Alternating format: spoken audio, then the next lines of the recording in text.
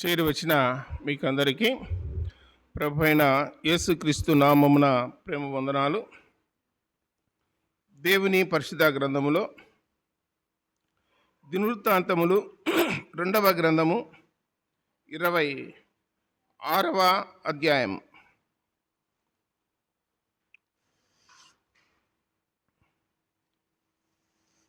ఐదవ వచనం నుండి చదువుతున్న.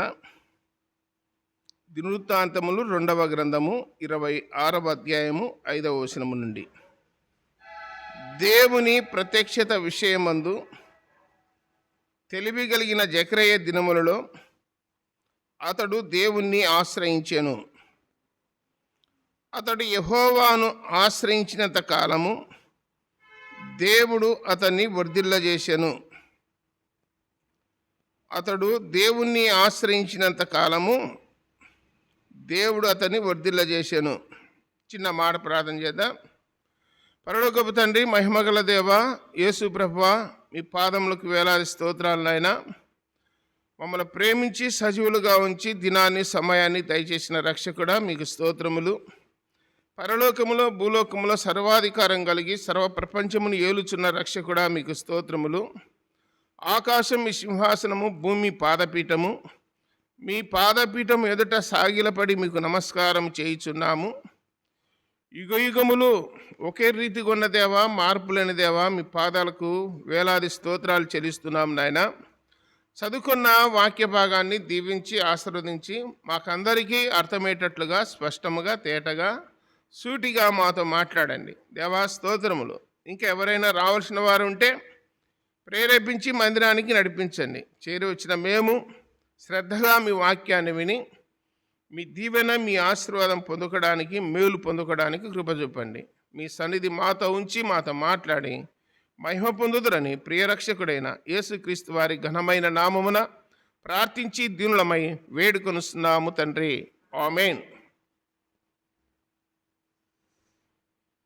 దేవుని పరిశుద్ధ గ్రంథములో దినవృత్తాంతములు 2వ గ్రంథం 26వ అధ్యాయములో యూదా రాజ్యంలో ఉన్నటువంటి ఒక రాజు ఉజ్జియా అనే రాజు దేవుని ఆశ్రయించినంత కాలము దేవుడు అతనిని వర్ధిల్లజేసెను అని రాయబడింది.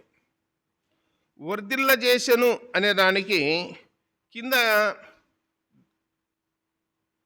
వేటిలో ఉజ్జియా రాజును వర్ధిల్లజేసినాడు, దేవుడు వర్ధిల్ల చేసినాడన్నా, అభివృద్ధి చేసినాడన్నా, వృద్ధిలోకి తెచ్చినాడన్నా అని అంటూ ఉంటారు. అంటే మాటలు అనడం వేరు, అవి ఏమేమి వేటిలో వర్ధిల్లున్నాడో అవన్నీ లిస్టు తెలియజేయడం వేరు. ఇక్కడ ఉజ్జియా రాజును గురించి రాయబడిన మాటలు ఏమిటంటే, ఇక్కడ 7వ వచనం, ఫిలిస్తీన్లతోనూ గుర్బీలలో నివసించు అరబీయులతోనూ మహనీయులతోనూ అతడు యుద్ధము చేయగా దేవుడు అతనికి సహాయము చేసెను. 3 జాతుల ప్రజలతో ఉజ్జియా యుద్ధము చేయగా దేవుడు అతనికి సహాయం చేసెను. యుద్ధములో సహాయం చేసిన దేవుడు ఎవరికి సహాయం చేసినాడంటే ఉజ్జియాకు దేవుడు ఎందుకు సహాయం చేసినాడు అంటే, ఉజ్జియా దేవుణ్ణి ఆశ్రయించినాడు. ఆశ్రయించినందుకు దేవుడు సహాయం చేసినాడు. ఆశ్రయించినందుకు దేవుడు ఉజ్జియాకు యుద్ధములో సహాయం చేసెను అని రాయబడింది.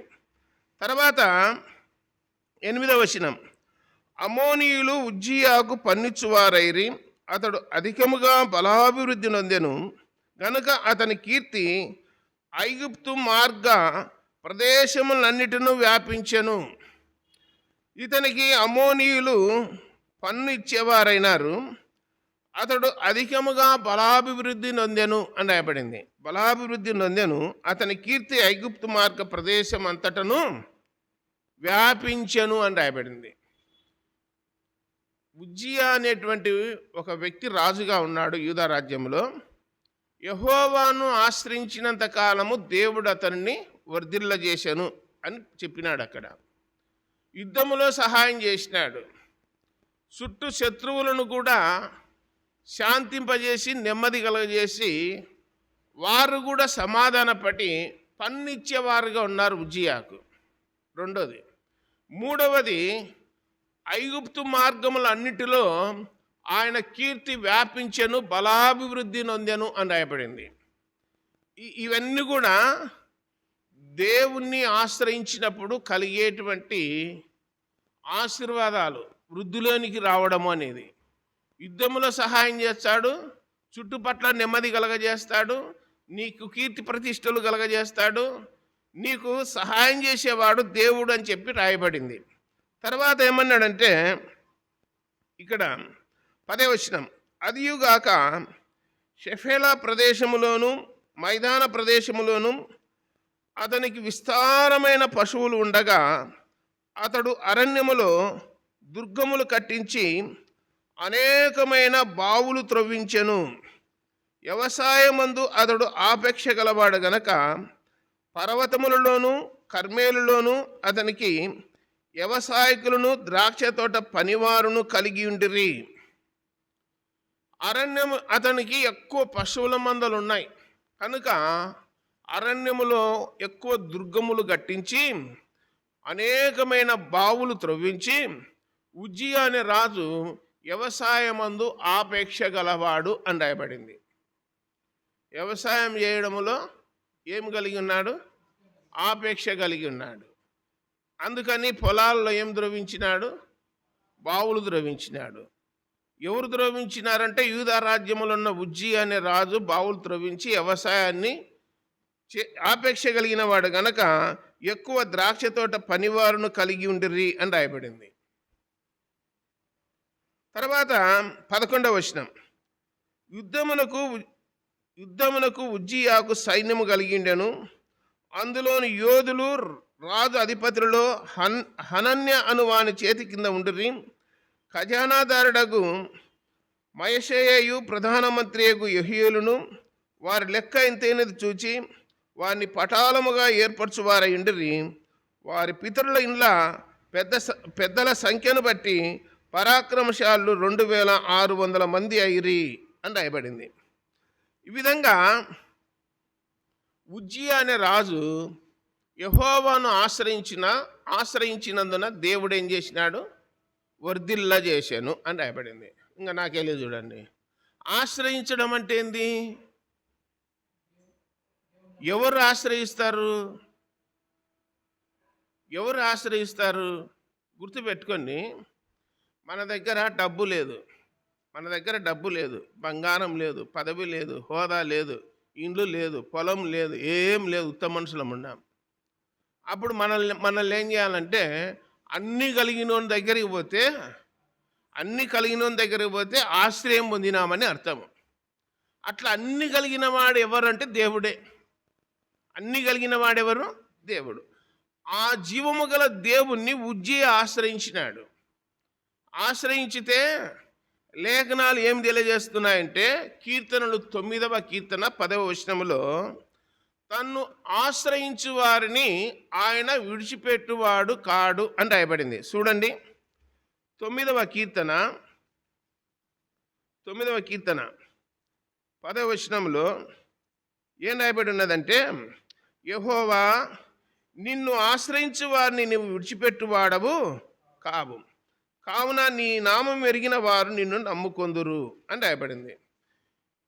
దేవునిని ఒక్కసారి మనము ఆశ్రయించినట్లయితే ఆయన విడిచిపెట్టేవాడు కాదు. నీకు ఎంత ఆపద వచ్చినా, ఎంత ఇబ్బంది వచ్చినా, ఎంత బాధ వచ్చినా, ఎంత శ్రమ వచ్చినా, దుఃఖం వచ్చినా, నింద వచ్చినా, అవమానం వచ్చినా, ఏదొచ్చినా నిన్ను విడిచిపెట్టేవాడు కాదు దేవుడు అని రాయబడింది. మనుషులు ఏం చేస్తారో తెలుసా మీకు? మనము నమ్మి ఆశ్రయించినామనుకో మనుషులను, కొన్ని రోజులకు ఏం చేస్తారు? నెట్టేస్తారు. తర్వాత చెప్తాను. 118వ కీర్తన చూడండి ఒకసారి. 118వ కీర్తన 8వ వచనం, మనుషులను నమ్ముకొనుట కంటే యెహోవాను ఆశ్రయించుట మేలు, రాజులను నమ్ముకొనుట కంటే యెహోవాను ఆశ్రయించుట మేలు అని రాయబడింది. మనుషులను నమ్ముకొనుట కంటే యెహోవాను ఆశ్రయించుట మేలు, రాజులను నమ్ముకునేట కంటే యెహోవాను ఆశ్రయించుట మేలని రాయబడింది. మనం ఎవరిని ఆశ్రయించాలి? మనుషులనా, రాజులనా, ఎమ్మెల్యేనా, ఎంపీనా, ముఖ్యమంత్రినా, ప్రధానమంత్రినా? ఎవరిని ఆశ్రయించాలి? దేవుణ్ణి ఆశ్రయించాలి. కానీ లోకంలో ఉండాం గనక ఎవరికి సంబంధించిన వాళ్ళు, ఏ గుంపుకు సంబంధించిన వాళ్ళు, ఆ గుంపు ఎవరు అధికారములు ఉంటే వాళ్ళ కాటికి పోయి వాళ్ళ పంచాన చేరుతారు. పోయి ఎవరన్నా ఏదన్నా మాట్లాడినాను అనుకో, వాళ్ళని బెదిరించారు కూడా. మాకు ఎవరున్నారో తెలుసా, మా బలము వాళ్ళే అంటుంటారు, మా బలము వాళ్ళే అంటుంటారు. బెదిరించారు కూడా. ఎందుకు బెదిరించారు అట్లా? వాళ్ళ దాపును ఉన్నారు కాబట్టి. వీళ్ళకి ఏదన్నా ప్రమాదం వచ్చినా, అపాయం వచ్చినా, వీరి మీదకి శత్రువు వచ్చినా, ఎవరు వచ్చినా వాళ్ళు చూసుకుంటారన్న ధైర్యం వీళ్ళకు. మనుషులు సహాయం చేస్తారు, మమ్మల్ని విడిపించారు. ఏ తప్పు చేసినా పర్వాలేదు, భూ కబ్జా చేసినా పర్వాలేదు, ఇసుక దొంగతనం చేసినా పర్వాలేదు, ఏం చేసినా పర్వాలేదు, ఒక్కరోజు కూడా జైల్లో ఉండనియరు, మమ్మల్ని విడిపించే వాళ్ళు మా దగ్గరనే ఉండారన్నటువంటి ఆ ధీమా ఉంటుంది వాళ్ళకు. కానీ దేవుడు ఏమంటున్నాడంటే, లోకములో మనుషులను, అధికారులను, వాళ్ళని వీళ్ళను నమ్ముకోవడం కంటే, రాజులను నమ్ముకోవడం కంటే, మనుషులను నమ్ముకోవడం కంటే యెహోవాను నమ్ముకొనుట మేలు, ఆశ్రయించడం మేలని రాయబడింది. ఒక 30-40 ఏళ్ళ కిందట ఈడ ఉన్న ఈ కాలనీలో ఉన్నంత వాళ్ళకు కూడా ఊర్లో వాళ్ళు ఒక్కొక్కళ్ళు ఉన్నారు, రైతులను ఆశ్రయించినారు. ఎవరికి పోరు కూలి పనులకు. కొన్ని కుటుంబాల వాళ్ళు ఉంటారు, పాగి వాళ్ళకు వాళ్ళ పొలం పనులకే పోతారు, వేరే వాళ్ళ పొలాలకి పోరు. ఎవరికి సంబంధించిన బ్యాచ్ వాళ్ళు పోతుంటారు పొలాలలోకి. ఇప్పుడు కాదు, ఒక 30-40 ఏళ్ళ కిందట ఇదే గ్రామంలో ఊర్లో వాళ్ళు రైతులు ఉన్నారు. ఏ పండగ వచ్చినా, ఏ పెండ్లు వచ్చినా, ఏదొచ్చినా మాకు ఆశ్రయంగా ఉన్నారయ్యా ఊర్లో వాళ్ళు. నీకు డబ్బు అవసరమా? ఊర్లోకి పోతారు. నీకు ఏదన్నా అనారోగ్యం వచ్చిందా, నువ్వు హాస్పిటల్ పోవాలన్నా ఊర్లోకి పోయి అడుగుతారు. వాళ్ళు ఏం చేస్తారంటే, నువ్వు ఇట్లున్నా ఇదనే పరిస్థితి అని చెప్పి మన యొక్క బలహీనతను ఆసరాగా చేసుకొని మనల్ని ఏం చేస్తారంటే పీల్చి పిప్పి చేస్తారు. మేము చెప్పినట్టు వినాల్సిందే, మీకు సహాయం చేసినాం కదా, మా పొలానికి పోవాల్సిందే. పొరపాటున వేరేవాడు ఒక 100-50 ఎక్కువ ఇచ్చినాడని వేరే వాని పొలంలోకి పోయినామనుకో, ఎవడో ఒకడు చెప్తాడు. అప్పుడు ఏం చేస్తారంటే సోలుకోలు తీసుకొని కొడతారు. ఇప్పుడు కూడా ఉంది ఆ పద్ధతి పలుకూరులో. సొలుకోలు తీసుకొని కొట్టే పద్ధతి ఇప్పుడు కూడా ఉంది పలుకూరులో. గనిలో పని చేస్తామని ఒక్కొక్కడు 30,000-40,000 అడ్వాన్స్ తీసుకుంటారు. ఒక వారం రోజులు ఎగరగొట్టి వేరే వానికి పోతాడు. పిలిపించి ఘాట్ బండ్ కట్టేసి సొలుకోలు తీసుకొని కొడతారు. నీవు ఇక్కడ అడ్వాన్స్ తీసుకున్నావు, ఇక్కడ పని చేస్తానని ఒడంబడిక చేసుకున్నావు, మళ్ళీ వేరే వాని గనిలోకి ఏం పని మీద పోయినావు అని అంటారు. కాబట్టి మనుషులను నమ్ముకొనడం కంటే యెహోవాను ఆశ్రయించుట మేలు అని చెప్పి బైబిల్లో 100 రెఫరెన్సులు. ఆశ్రయించండి, ఆశ్రయించండి, ఆశ్రయించండి, ఆశ్రయించండి అని. ఎవరిని ఆశ్రయించాలా? దేవుణ్ణి ఆశ్రయించండి అని. దేవుణ్ణి ఆశ్రయించితే మీరు బ్రతుకుదురు అని చెప్పి ఆమోసు గ్రంథము 6వ అధ్యాయము 4-5 వచనాల్లో రాయబడింది. నన్ను ఆశ్రయించితే మీరు బ్రతుకుతారు అన్నాడు. ఇప్పుడు విజయరాజు ఎవరిని ఆశ్రయించినాడు? దేవుణ్ణి ఆశ్రయించినాడు. మనకందరికీ తెలిసిన వాక్యం, చాలాసార్లు చెప్తా ఉంటాను మీకు. యెహోషువ గ్రంథం 9వ అధ్యాయంలో గిబియోను అనేటువంటి ఒక పెద్ద పట్టణం ఉంది. ఆ దినాలలో అది ముఖ్యమైన రాజధాని. చుట్టుపట్ల పట్టణాల అన్నిటికంటే పెద్ద పట్టణం గిబియోను అనేది. ఆ గిబియోనులు ఏం చేసినారంటే ప్రాణ భయము చేత మేము ఎలాగైనా బ్రతకాలా అన్న ఆలోచన చేసి, కపటోపాయము చేసి, వేషధారణ చేసి ఇశ్రాయేలు ప్రజల దగ్గరికి వచ్చి, యెహోషువ దగ్గరికి వచ్చి ఎండిపోయిన భక్ష్యములు తీసుకొని వచ్చి, చినిగిపోయినటువంటి మాసిపోయినటువంటి వస్త్రాలు వేసుకొని వచ్చి, తెగిపోయిన చెప్పులు తెచ్చుకొని, అయ్యా మేము దూరదేశం నుండి వచ్చినాము, మాకు సహాయం చేయండి, మీ దేవుడే మా దేవుడు అని చెప్పి దేవుని నామమున వారితో ప్రమాణం చేయించుకున్నారు గిబియోనీయులు. అంటే ఒక మాటలో చెప్పాలంటే అర్థం చేసుకోండి. దేవునిని ఆశ్రయించడము అంటే దేవుడు ఎక్కడున్నాడు? పరలోకంలో ఉన్నాడు. పరలోకమున్న దేవుని దగ్గర పోయి, అయ్యా నేను నీ దాపుకు వచ్చినాను, నీ నీడకు వచ్చినాను, నీ రెక్కల చాటున చేర్చుకో అని అంటే డైరెక్ట్గా మాట్లాడతాడా దేవుడు మనతో? మాట్లాడు. కానీ ఆయన ప్రతినిధులుగా పెట్టినాడు భూమి మీద. దేవుని ప్రతినిధులు భూమి మీద ఉన్నారా లేదా? దేవుడు దైవజనులను పంపుతాడా లేదా? ప్రవక్తలను పంపుతాడా లేదా? గ్రంథంలో ఏం రాయబడిందంటే ప్రవక్తలను పంపేది ఆయనే, దైవజనులను పంపేది ఆయనే, రాజులను నియమించేది ఆయనే, పనివారిని నియమించేది ఆయనే, సమస్తాన్ని నడిపించేవాడు ఆయనే అని రాయబడింది. ఇప్పుడు గిబియోనీయులు దేవుని ప్రజలైనటువంటి ఇశ్రాయేలు ప్రజల పెద్దల దగ్గరికి వచ్చినారు, నాయకుడైనటువంటి యెహోషువ దగ్గరికి వచ్చినారు. అయ్యా మేము చాలా దూర దేశం నుండి వచ్చినాము, మేము ప్రయాణం చేయడం వలన మావి బట్టలల్లా మాసిపోయినాయి, చెప్పులల్లా దిగిపోయినాయి, మా పరిస్థితి దీనంగా ఉంది, మాకు సహాయం చేయండి, మీ దాపుకు వచ్చినాము, మిమ్మల్ని ఆశ్రయిస్తున్నాము, మమ్మల్ని నమ్మండి అని చెప్పి బతిములాడినారు. బతిములాడిన వెంటనే వాళ్ళు ఏం చేసినారంటే వారు తెచ్చుకున్నటువంటి భక్ష్యాలు తీసుకొని తిన్నారు. తిని యెహోవా నామమున ఏం చేసినారంటే మీ ప్రాణానికి మా ప్రాణం అడ్డు పెడతామని చెప్పి ఒడంబడిక చేసినారు గిబియోనీలతో. గిబియోనీలతో ఎప్పుడైతే అలాంటి ఒడంబడిక చేసినారో చేసిన 3 దినాలకు బయటపడింది. ఏమనంటే ఈ గిబియోను పట్టణంలో ఉన్న వాళ్ళ ఇల్లు యాన్న దూరదేశం నుండి వచ్చినామని మనల్ని మోసపుచ్చినారు, ఎట్లా చేయాలా ఇళ్ళను అని అన్నప్పుడు యెహోషువ ఇశ్రాయేలు ప్రజల పెద్దలు ఏమన్నారంటే వాళ్ళను మనం ఏమనకూడదు, వాళ్ళు ప్రాణాలు అరచేతిలో పెట్టుకొని మన తాపుకు వచ్చినారు, మనల్ని ఆశ్రయించినారు, మనల్ని ఆశ్రయించినప్పుడు వాళ్ళకు మనం ఏ హాని చేయకూడదు,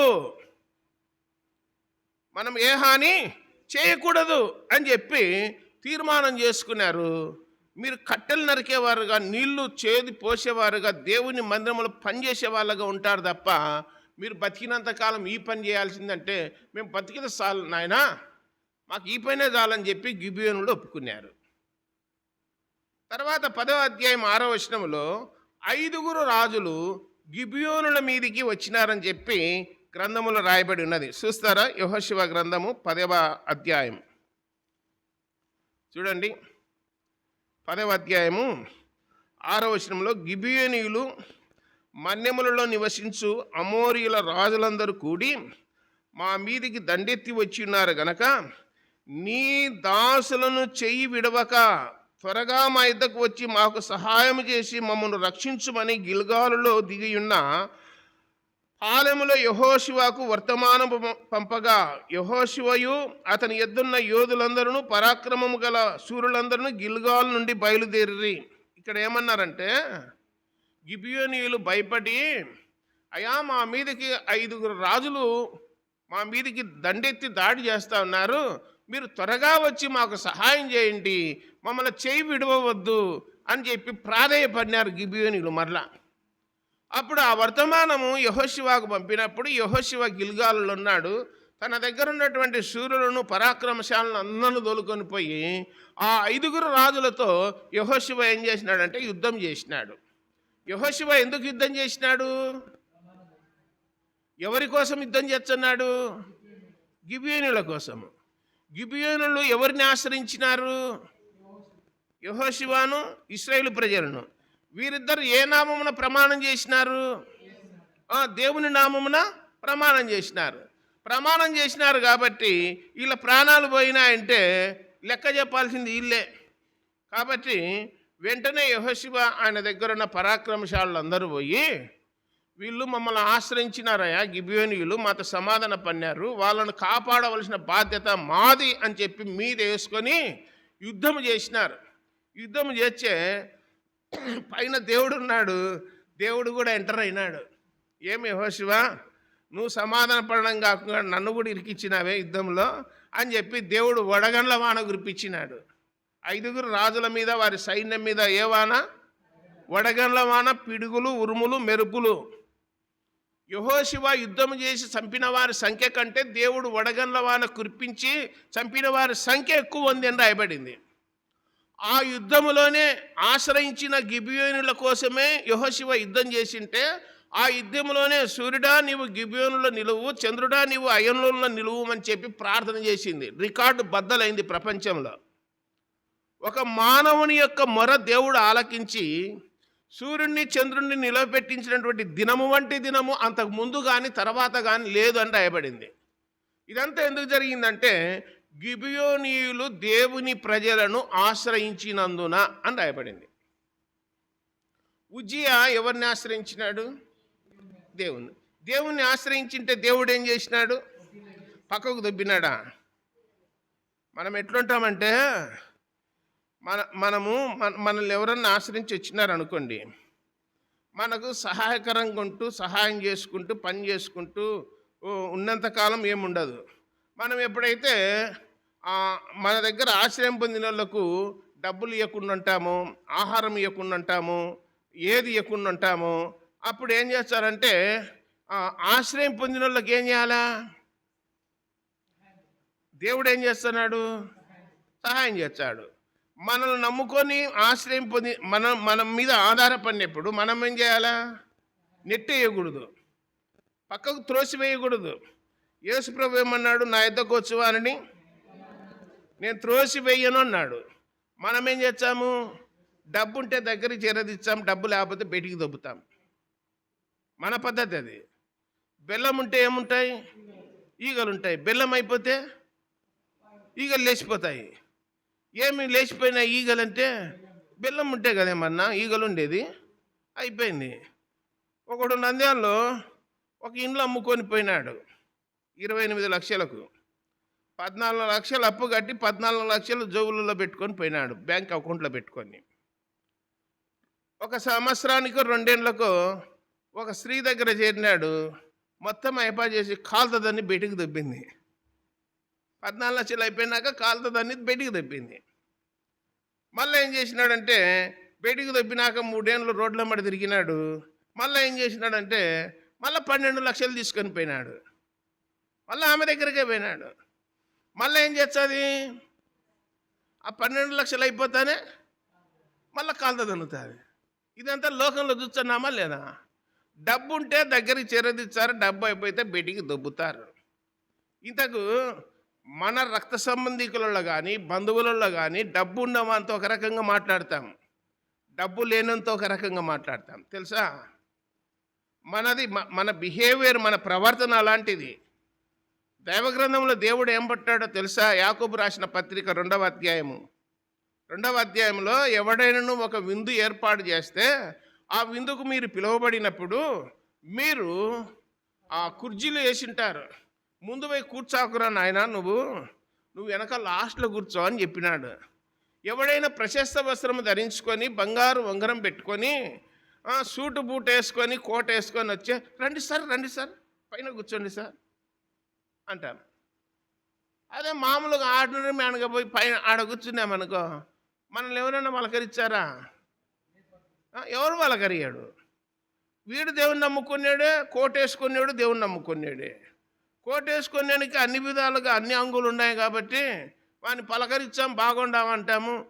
ఇప్పుడు కూడా ఏమి దరిద్రం అంటే ఏమి చెప్పలేము. దైవ గ్రంథాన్ని దేవుని మాటలను పక్కకు నెట్టేసి ఎట్లా తయారైనారంటే బీదవాడు సేవకుడుగా ఉండి ఇండ్ల కాటికి పోతే నీళ్లు కూడా ఇవ్వడం లే. అదే ధనవంతుడుగా ఉన్నవాడు, ఉన్నతమైన వాడు కారులో పోయి దిగినాడు అనుకో, సార్ స్ప్రైట్ తాగుతావా, థమ్స్అప్ తాగుతావా, కూర్చోండి అమ్మా ఏసీ అను, సార్ వచ్చినాడు, సార్ ప్రార్థన చేయండి సార్, ఇవి ఇచ్చి కూర్చోబెట్టి అన్ని సౌకర్యాలు చేసి పంపుతున్నారు. బైబిల్లో దైవజనులు ఉన్నారు. సునేము అనే పట్టణంలో సునేమియురాలు ఉంది. దైవజనుడు ఎలీషాను గురించి ఆమె ఏం చెప్పింది తన పెనిమిటితో? మన ఇంటికి వచ్చుచూ పోవుచున్నవాడు భక్తి గల దైవజనుడని నేను ఎరుగుదును. అయ్యా, మనము అన్నం తినే కాడ, మనం వండుకునే కాడ మన ఇంట్లో ఉంటే బాగుండదు. దైవజనుడికి ఒక ప్రత్యేకత ఉండాలని చెప్పి గోడ మీద ఒక మేడగది కట్టి మంచము, పీట, బల్ల, దీపము అన్ని పెట్టి ఏర్పాటు చేసి పెట్టింది ఆమె. మన ఇంటికి వచ్చుచుపోవచ్చున్నవాడు భక్తిగల దైవజనుడు. అట్లా ఆ వాక్యములు అలా ఉంది. డబ్బున్న దైవజనుడు, హోదా కలిగిన దైవజనుడు, పేరు ప్రఖ్యాతులు కలిగిన దైవజనుడు అని చెప్పింది ఆమె. అట్లా లేదు. మనుషుడు ఏం కోరుకుంటున్నాడు అంటే పేరుంది ఆయనకు, గొప్పవాడేనా, మీటింగ్ పెడితే 1,00,000 మంది వచ్చారా, కానుకలు బాగా వచ్చాయా, హైలైట్ అయినాడా, హోదా పెరిగిందా, ఇది చూస్తున్నాడు. అతనిలో యథార్థత ఉందా, అతనిలో సత్యం ఉందా, అతనిలో ప్రేమ ఉందా, మంచితనం ఉందా అని ఇవి చూడడం లేదు. దేవుడు ఇవి చూస్తున్నాడు, మానవుడు అవి చూస్తున్నాడు. సమయంలాగా అయిపోయింది. సమయాలు నువ్వు పై రూపం చూస్తున్నావు తప్ప నేను అంతరంగాన్ని చూస్తున్నా అన్నాడు. దేవుడు ఏం చూస్తున్నాడు? అంతరంగం చూస్తున్నాడు.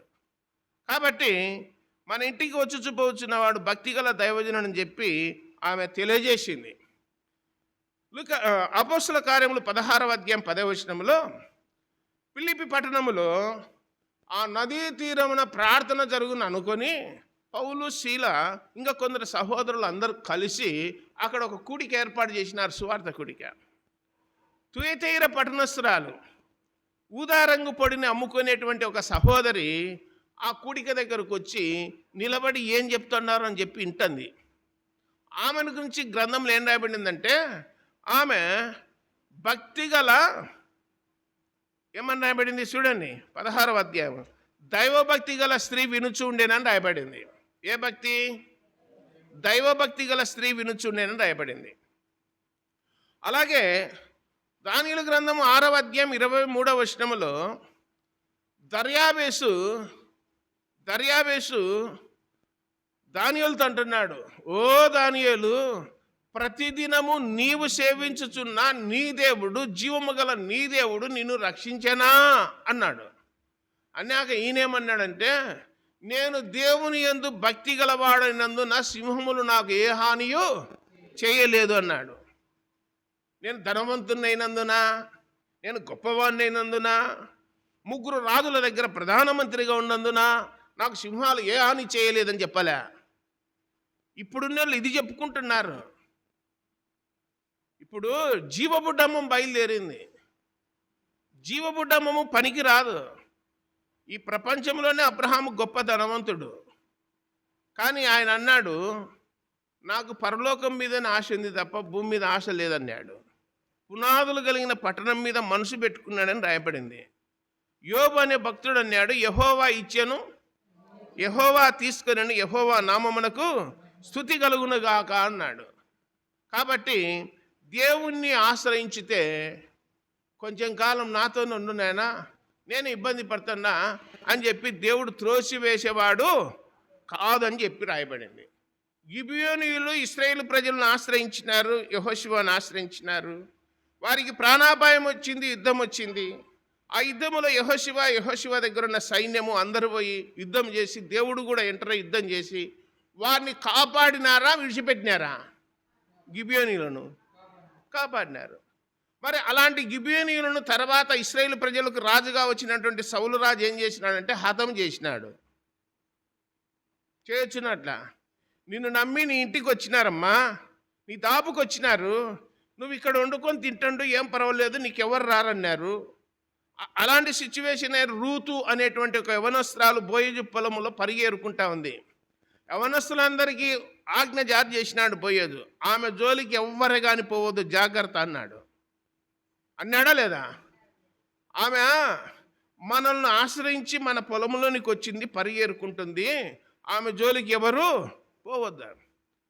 ఆయన కూడా అంటాడు, యెహోవా రెక్కల కింద సురక్షితముగా ఉండునట్లు నీవు మోయాబు దేశము నుండి బెత్లెహేముకు వచ్చి ఉన్నావు కుమారి, దేవుడు నీకు బహుమానం ఇస్తాడు అని చెప్పి బోయోజు కూడా మంచి శుభవచనం పలికినాడు ఆమెను గురించి. బోయోజు ధనవంతుడు, రూతు ఏమి లేని రిక్తురాలు. ఏమి లేని వాళ్లకు ధనవంతుడు ఆశ్రయం కల్పించాడా? దేవుణ్ణి కలిగి ఉన్నాడు కాబట్టి, భయం భక్తి కలిగి ఉన్నాడు కాబట్టి ఏమి లేని నిరుపేదను రిక్తురాలను ఏం చేసినాడంటే దగ్గరికి చేరదీసినాడు. ఇప్పుడున్న ధనవంతులకు దగ్గరికి చేరదీసే బుద్ధి ఉంటుందా? అలాంటి తెలివి జ్ఞానం ఉంటుందా? ఆ పేదవాడిని చూసినా, బీదవాడిని చూసినా, దరిద్రులను చూసినా లూకాసు వార్త 16వ అధ్యాయంలో ఉన్న ధనవంతుని లెక్క ఉన్నారు. ఇప్పుడు ఏం ములాజం లేదు, అట్టనే తయారైనారు. దగ్గరికి చేరదీసేవాడు ఒక్కడు లేడు. అంత స్వార్థపరులు బయలుదేరినారు. కాబట్టి అందుకే కీర్తనలు 118వ కీర్తన 8వ వచనంలో అన్నాడు, మనుషులను నమ్ముకొనుట కంటే యెహోవాను ఆశ్రయించుట మేలు.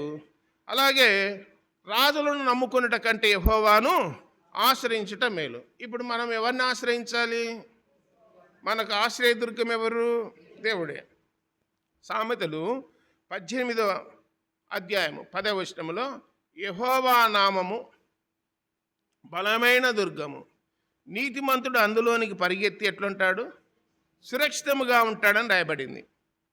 ఒకసారి దేవుని వాక్యంలో సంఖ్యాకాండము 35వ అధ్యాయం, సంఖ్యాకాండం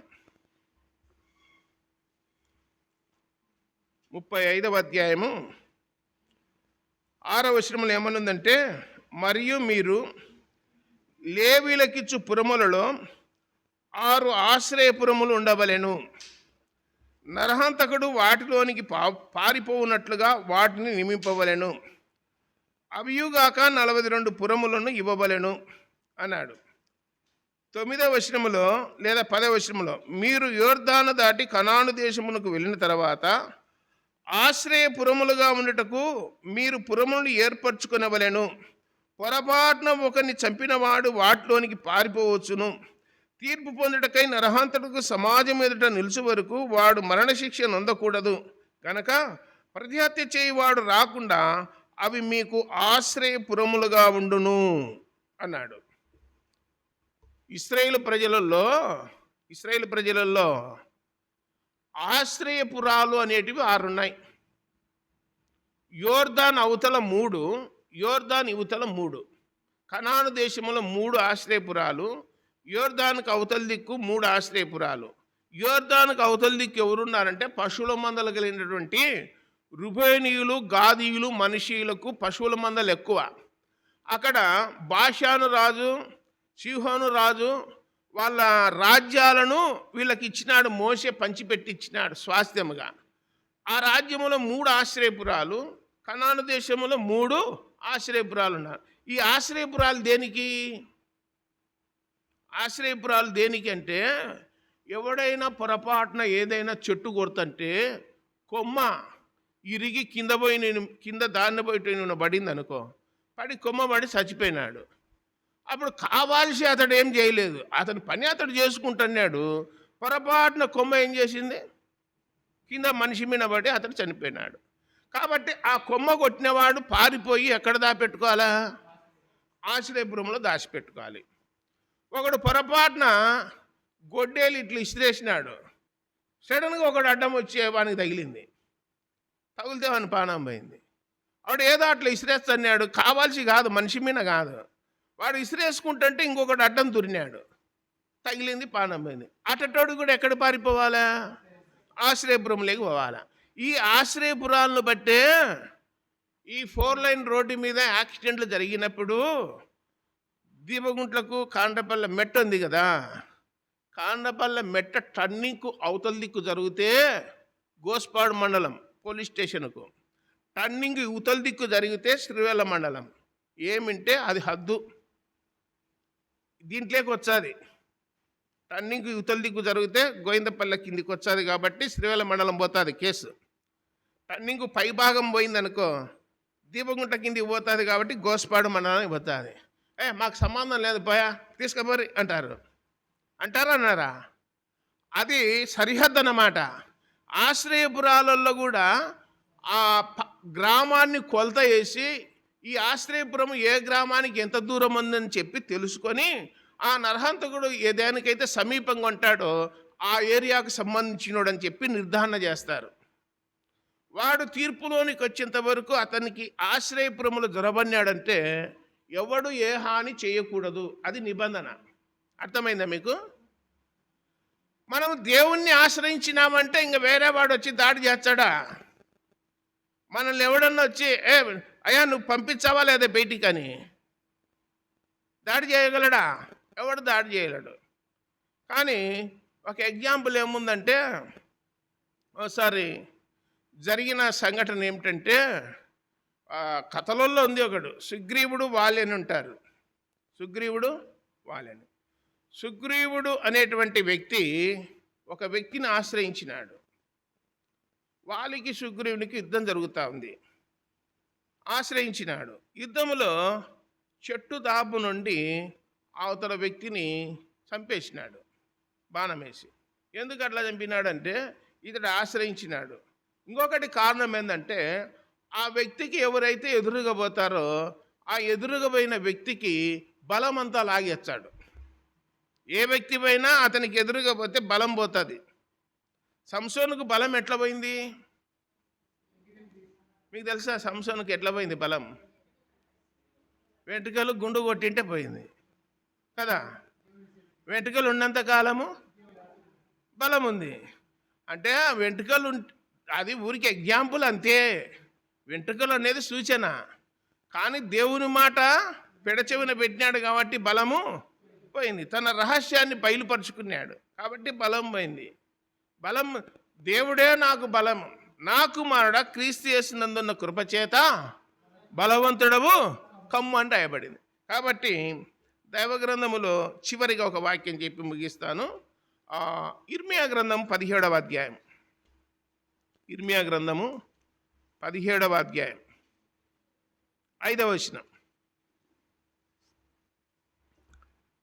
యెహోవా ఇలాగు సెలవిచ్చుచున్నాడు, నరులను ఆశ్రయించి శరీరులను తనకు ఆధారముగా చేసుకొనుచు తన హృదయమును యెహోవా మీద నుండి తొలగించుకునివాడు శాపగ్రస్తుడు అని రాయబడింది. నరులను ఆశ్రయించి శరీరులను తనకు ఆధారముగా చేసుకొనుచు తన హృదయమును యెహోవా మీద నుండి తొలగించుకునివాడు శాపగ్రస్తుడు. అంటే దీని అర్థం ఏంటో తెలుసా? నరులను ఆశ్రయించి శరీరులను ఆధారం చేసుకోవడం. ఏమక్క మందిరానికి రాలేదంటే, మందిరానికి వచ్చేటోళ్ళు ఏం పట్టించుకోరన్నా, విగ్రహాధన చేసేటోళ్ళే భలే సహాయం చేస్తారన్నా మాకు, అందుకని మందిరం మానుకొని ఇంకా వాళ్ళ కాన్ని ఉన్నాం. వాళ్ళ ట్రాక్టర్ ఎక్కుతాము, వాళ్ళంబడే పోతాము, అహోబిలం పోతాము, ఆలగడ్డ పోతాము, ఇంకొక ఊరికి పోతాం, ఇక్కడ రంగాపురంకి వెళ్ళి మధ్యలేటకి కూడా పోతుంటామన్నా. ఎందుకమ్మా అట్లా పోతున్నారంటే, మాకు వాళ్ళే బాగున్నారు. ఈడ కూర్చొని మాకు బంధువులు ఉన్నారు, ఒక 5 ఏళ్ళు మందిరానికి వచ్చి ఆరాధన చేసి సహవాసం చేసి మాకు ఆయనే బాగున్నాడన్నా, ఏందనుకున్నావు అంటండి. మంచి పని చేసినావు బొమ్మ, మేమేం చేయనీకి లేదు. ఒక్కసారి దేవుణ్ణి ఆశ్రయించి నరులను ఆధారం చేసుకొని యెహోవా మీద నుండి తన హృదయాన్ని తిప్పివేసుకునేవాడిని ఏమంటాము, తొలగించుకునేవాడిని ఏమన్నాడు? శాపగ్రస్తుడు. నువ్వు అనుకుంటున్నావు నేను ఇల్లు కట్టించినా, బంగారు కొన్నా, పిల్లలకు ఉద్యోగం వచ్చింది, ఇదేం పెద్ద లోకములో భక్తిహీనుల కల్లా ఇచ్చినాడని గ్రంథంలో రాయబడింది. ఎట్లా పాతాళం పోతే సచ్చారిల్లు, భూమి మీద ఉన్నంత కాలం అన్న కొంచెం నెమ్మదిగా ఉండనీళ్ళు అని చెప్పి దయదలిచినాడు. ఎవరు? దేవుడు. ఈ సరుకు ఎట్లా పాతాళం పోయేది, ఇబ్బంది ఏమి లేదు. నా పిల్లలు ఇబ్బంది పడినా, శ్రమ పడినా, కష్టపడినా, దీనత్వం కలిగి ఉన్నా, ఏది కలిగి ఉన్నా నా విశ్వాసముల భాగ్యవంతులు కాబట్టి వీళ్ళకి పరలోకం ఉంది, యుగాలు ఉంటారు. కనీసం భూమి మీద ఉన్నప్పుడన్నా కొంచెం నెమ్మదిగా ఉండనీళ్ళని చెప్పి ధనవంతుని లెక్క దయదలిచినాడు. ఎవరు దయదలిచింది? దేవుడు. బాగుందన్నా మేము మందిరం మానుకుంటే. ఒకేమంటుంది దయమీడిపి నీకు వెంటే, నీకు యేసు ప్రభు కావాలన్నా సైతాన్ కావాలన్నా అన్నా. నాకు సైతాన్నే కావాలన్నా అంటుంది. ఇరుసంగా సైతాన్ కావాలన్నా ఇప్పుడు నీకెందుకు ప్రార్థన అవసరమా నీకు? అయిపోయా. మళ్ళీ 4-5 ఊర్లు తిరుక్కొని వచ్చినాడు, ఉండేదంతా పోగొట్టుకున్నాడు. ఇంకా డైరెక్ట్గా చెప్తున్నారు, ఇంకా మేము సైతానే మాకు మేలు, మేము పుట్టినాలం ఉంటే దాంట్లోనే మునిగి తేలుతున్నామని చెప్పా. నువ్వు చూసినావు కదన్నా చిన్నప్పటి నుంచి అని. అమ్మా చూసిన మునిగి తేలుతున్నారు, ఏం ఇబ్బంది ఏం లేదు, ఇంకా దాంట్లోనే మునుగుతున్నారని చెప్పిన. కాబట్టి కొందరు ఎట్లుంటారంటే, నరులను ఆశ్రయించి శరీరులను ఆశ్రయించి యెహోవా మీద నుండి తన హృదయాన్ని తొలగించుకునేవాడు ఏమవుతాడు? శాపగ్రస్తుడు అని రాయబడింది. మనం ఒకసారి దేవుణ్ణి ఆశ్రయిస్తే మనల్ని ఎప్పుడే కానీ ఆయన ఏం చేస్తాడు? విడిచిపెట్టాడు అని రాయబడింది. మిమ్మల్ని విడువను, మిమ్మల్ని ఎడబాయను, సదాకాలము నేను మీతో కూడా ఉన్నాను అని చెప్పినాడు. కాబట్టి ఉజ్జియా దేవుణ్ణి ఆశ్రయించింటే సహాయం చేసి వర్ధిల్ల చేసినాడు. గిబియోనీయులు దేవుణ్ణి ఆశ్రయించింటే సహాయం చేసి వాళ్ళని బతకనిచ్చినాడు. అలాగే ఇర్మియా గ్రంథంలో చూస్తూ ఉన్నాము, ఇంకా సంఖ్యాకాండంలో కూడా చూస్తూ ఉన్నాం. పొరపాట్లు చేసిన వాళ్ళు ఏదైనా తప్పించుకొని పోవడానికి ఆశ్రయముగా ఉండడానికి పురములు నిర్మించుకోమని చెప్పినాడు. ఆశ్రయపురాలు ఏంటంటే దేవుని సంఘాలే. ఆశ్రయపురాలేంటి? దేవుని సంఘాలే, దేవుని మందిరాలే. మందిరంలోకి వచ్చి పడితే చాలుగా దేవుడే కాపాడుకుంటాడు. అయితే తప్పు ఒప్పుకోవాలంతే. తప్పు ఒప్పుకుంటే ఆశ్రయముగా దేవుని సంఘము, దేవుని మందిరం ఉందని చెప్పే గ్రంథంలో రాయబడింది. దేవుడి తలంపులన్నింటినీ మనందరి కొరకు దీవించునుగాక. ప్రార్థన చేసుకుందాం. పరలోకపు తండ్రి, మహిమగల దేవ, యేసు ప్రభువా, మీ పాదాలకు స్తోత్రాలు నాయన. మమ్మల్ని అందరినీ ప్రేమించి సజీవులుగా ఉంచి సమయాన్ని ఇచ్చిన దేవా స్తోత్రములు. చరిత్రలో రాయబడిన సత్యాలను మా ఎదుటికి తీసుకొని వచ్చారు. యుగాంతమందున్న మాకు బుద్ధి కలగడానికి, బోధ కలగడానికి దృష్టాంతములుగా రాజుల చరిత్రను రాయించి పెట్టారు. మీకు స్తోత్రాలు చెల్లిస్తున్నాం నాయన. మిమ్మల్ని ఆశ్రయించితే మీరు విడిచిపెట్టేవారు కాదు, విడిచేవారు కూడా కాదు. మిమ్మల్ని విడవని, ఎడబాయను, సదాకాలం మీతో ఉంటానని చెప్పి వాగ్దానం చేసిన రక్షకుడా మీకు స్తోత్రాలు. స్థానిక సంఘాన్ని 30 60 100 అభివృద్ధి పరచండి. చేరువచ్చిన ప్రజలను దీవించి ఆశీర్వదించండి, వర్ధిల్ల చేయండి. దేవా స్తోత్రములు, పరిశుద్ధుల స్తోత్రాలు. మమ్మల్ని అందరినీ కాపాడుదురని ప్రియరక్షకుడైన యేసుక్రీస్తు వారి సర్వశక్తిగల జీవముగల నామమున స్తోత్రములు చెల్లించి బతిమాలి దీనులమై వేడుకొనుచున్నాము తండ్రి. ఆమేన్. అందరికీ వందనాలమ్మా. వందనాలు.